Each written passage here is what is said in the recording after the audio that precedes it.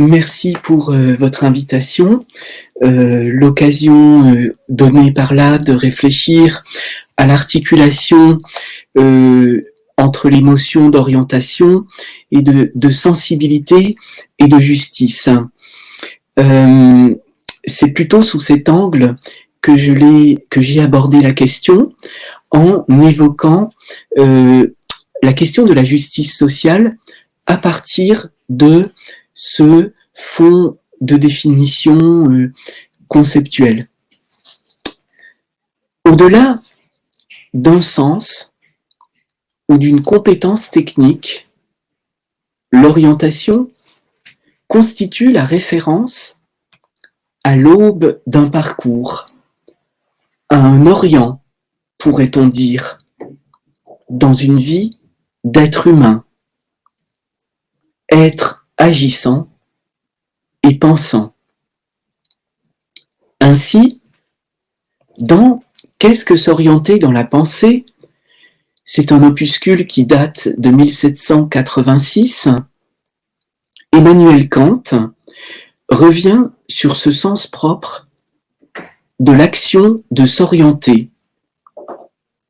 S'orienter signifie, en son sens propre, trouver, à partir d'une région céleste donnée, nous divisons l'horizon en 4 régions, trouver les autres régions et surtout l'Orient. Si je vois le soleil au ciel, et si je sais qu'il est maintenant midi, je puis trouver le sud, l'est, le nord et l'ouest. Mais à cet effet, il m'est indispensable d'éprouver par rapport à moi-même le sentiment d'une différence. Je veux dire celle de la droite et de la gauche. C'est toujours Kant qui parle. Je me sers du terme de sentiment, Gefühl en allemand, car, vu du dehors, ces deux côtés ne présentent dans l'intuition aucune différence notable.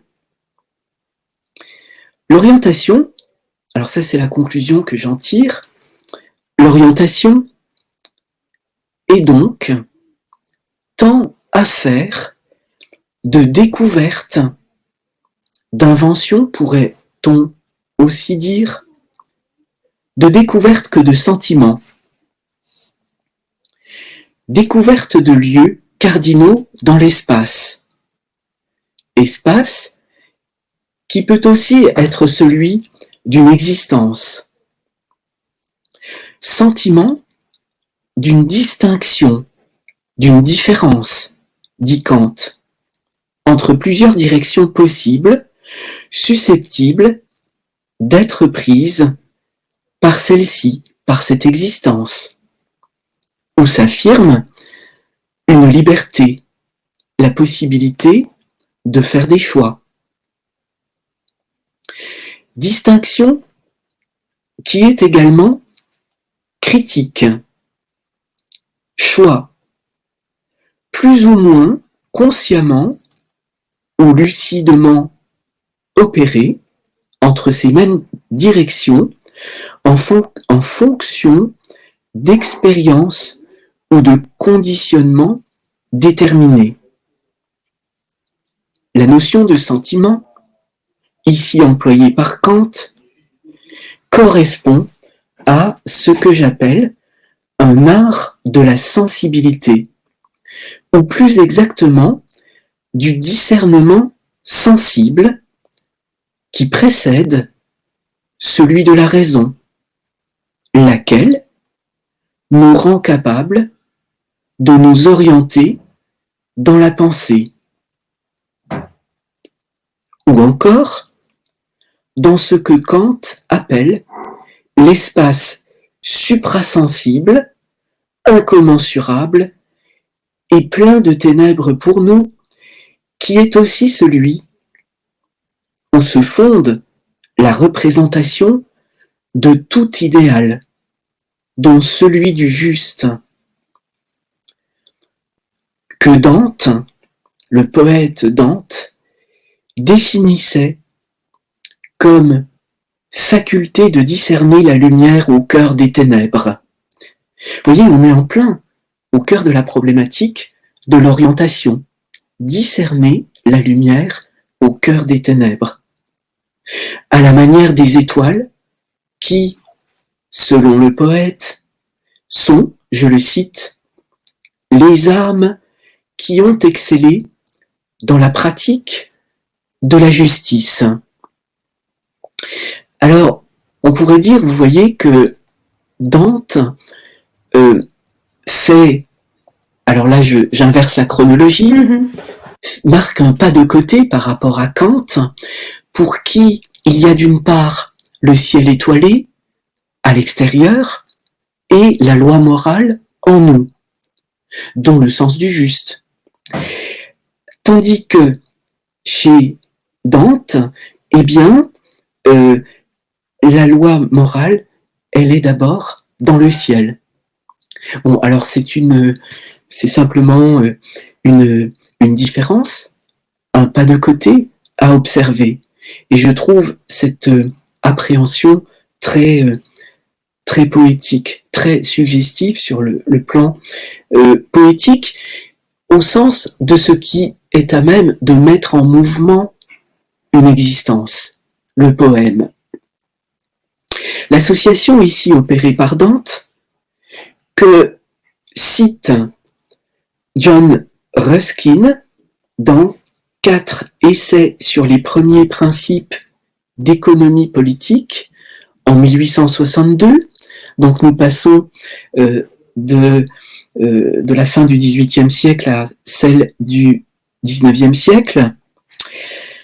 Donc l'association entre l'orientation et la traversée de la voûte céleste nocturne, constellée de figurations du juste, mérite que l'on s'y attarde, et cette fois dans une perspective plus proche de celle choisie par les organisatrices et organisateurs du colloque. Alors, l'action universelle et constante de la justice, dit Ruskin,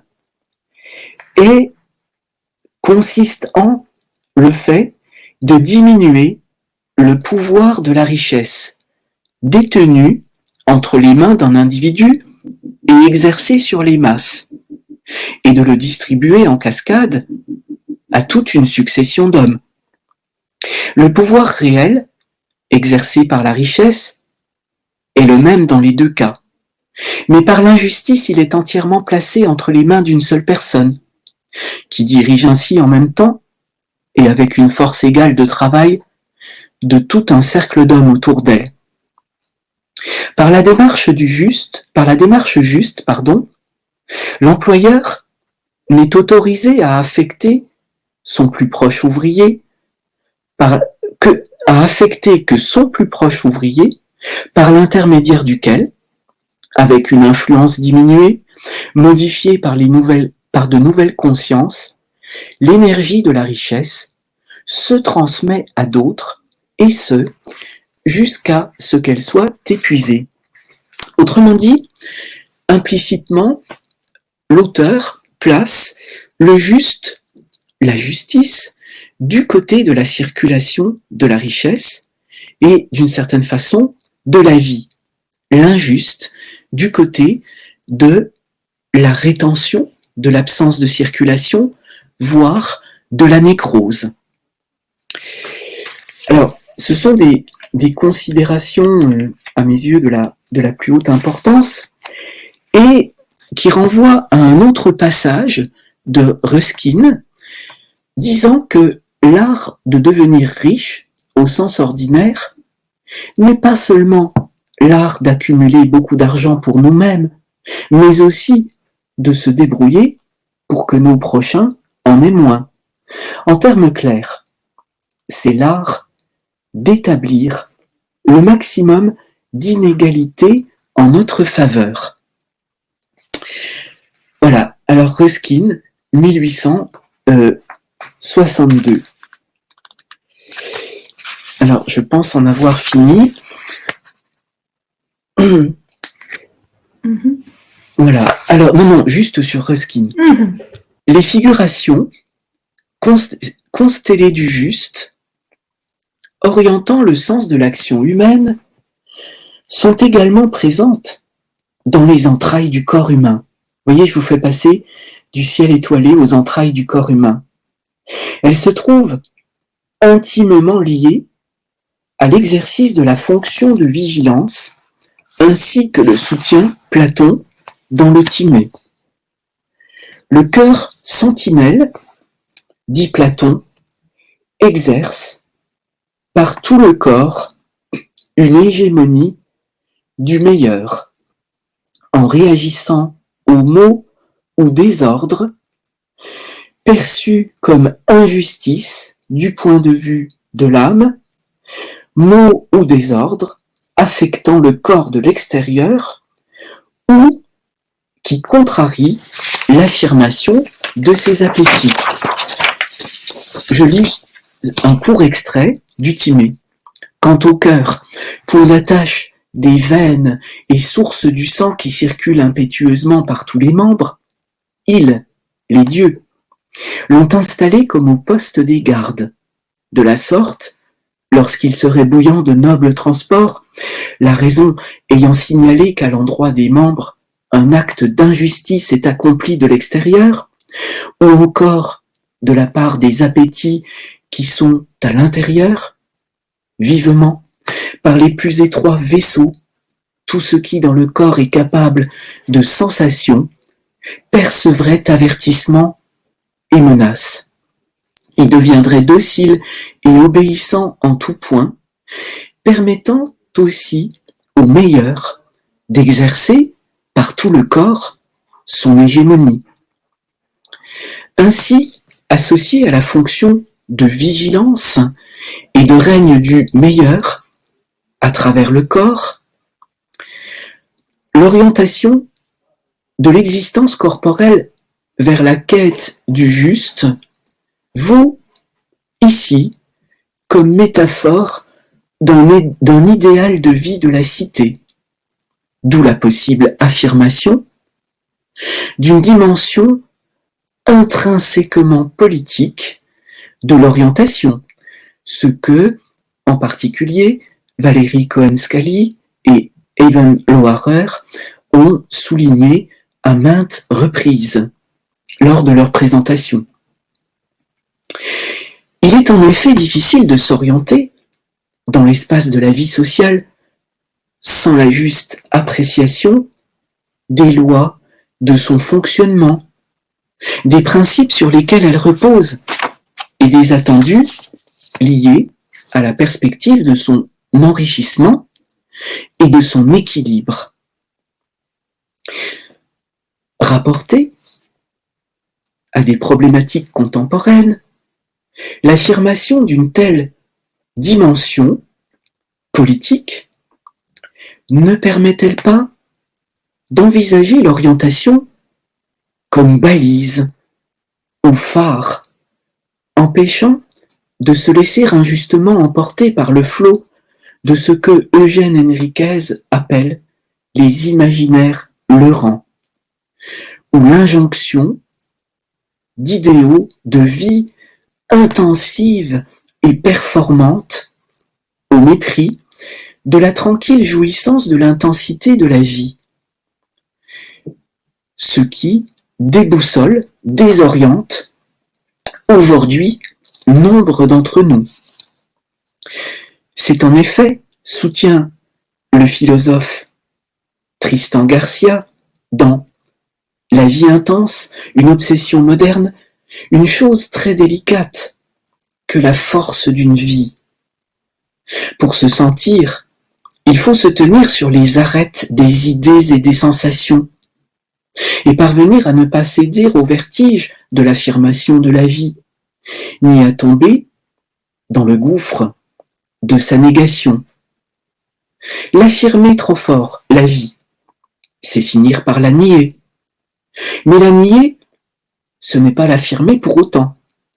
C'est seulement se servir un peu perversement de la puissance de la vie contre elle-même. L'être qui pense et qui vit est toujours perdant s'il n'est pas délicat avec le courant puissant par lequel il se sent traversé. Vous voyez, et c'est cette délicatesse que j'appelle art de la sensibilité, indissociable de l'acte d'orientation. Je poursuis la lecture de Garcia. Sa pensée finit par neutraliser ce qu'il y a de plus fort dans son être lorsqu'elle prédomine. C'est la chance d'une vie sensible, ce qui, de la sensibilité, ne peut être réduit à rien d'autre. C'est le trésor intime de tout être qui ressent quelque chose, la perle de ses sensations, la part de lui qui n'appartient qu'à lui, le sentiment de ne pas être l'observateur éternel et sans vie du vivant.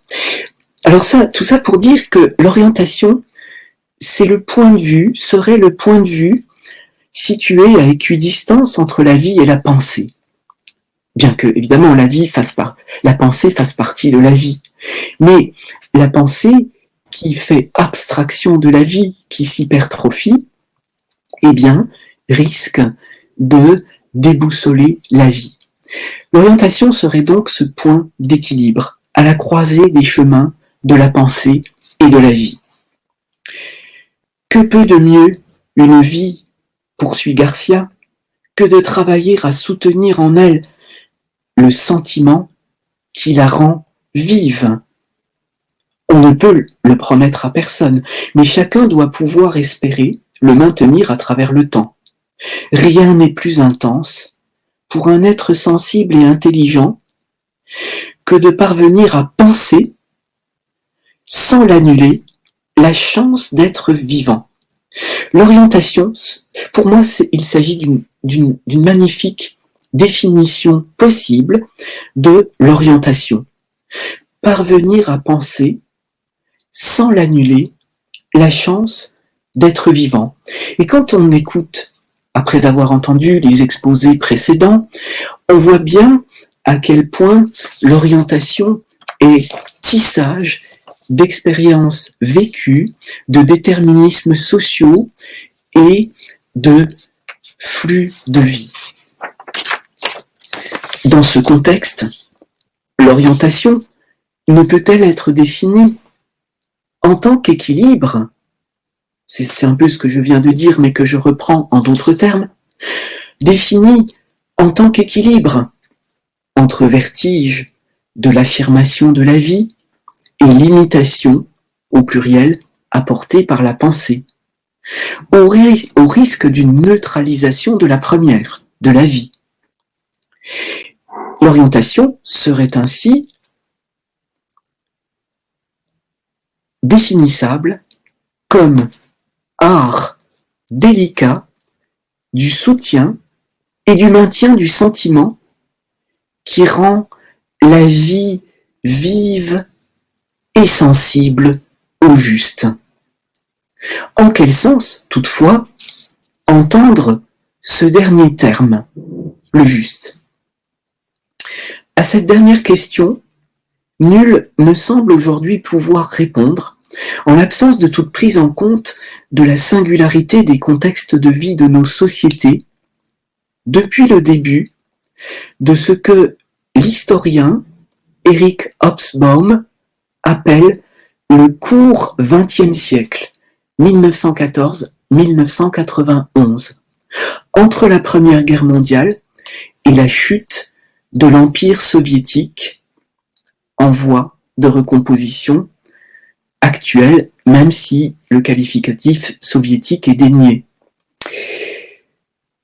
Le juste serait ici à entendre moins comme idée, au sens platonicien du terme, ou comme idéal régulateur de la vie de nos sociétés, que comme harmonie entre la conscience que nous prenons de nos actes et ces actes eux-mêmes, entre le corps et l'âme, entre les sentiments intellectuels et les sentiments réels.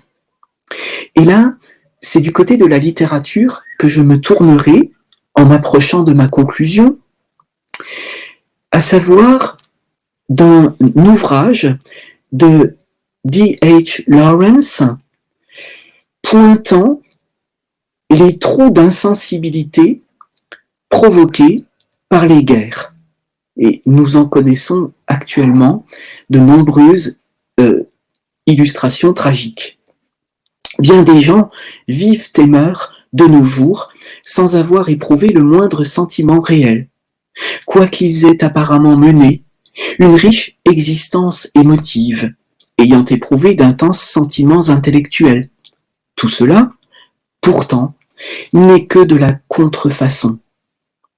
Contrefaçon aujourd'hui à l'œuvre dans l'imaginaire d'une domestication et d'un management performant de soi, en proie à la hantise de n'en faire jamais assez, sous l'effet de la fascination de ce que Hegel appelait la mauvaise infinité, en vertu de laquelle toute limite posée ne l'est jamais que pour être dépassée, une injustice commise à l'égard de la réalité de l'existence humaine, une impossibilité de s'y orienter. Or, ce refus de la limite, comme rencontre avec un horizon de réalité, ne préfigure-t-il pas le possible dérobement, sous nos pieds, du sol de l'orientation et la perte de la justesse, ou plus exactement du sens de la justesse, de notre action. Cela, et j'en terminerai très bientôt, en raison du risque de mort planant en permanence sur les émotions les plus hautes, dont l'amitié, l'amour sous toutes ses formes, je cite toujours Lawrence, et le sentiment passionné de la justice. Le sentiment passionné de la justice rangé au rang des émotions les plus hautes. En raison de la précarité des contextes d'affirmation possible de ces mêmes émotions, sans doute, aussi longtemps que la richesse restera considérée comme l'affirmation d'un pouvoir sur les hommes, non comme l'éclosion du plus grand nombre possible de créatures humaines aux yeux brillants, au cœur joyeux. Là, je cite à nouveau Ruskin. Voilà, je m'en tiendrai là en vous remerciant pour votre attention.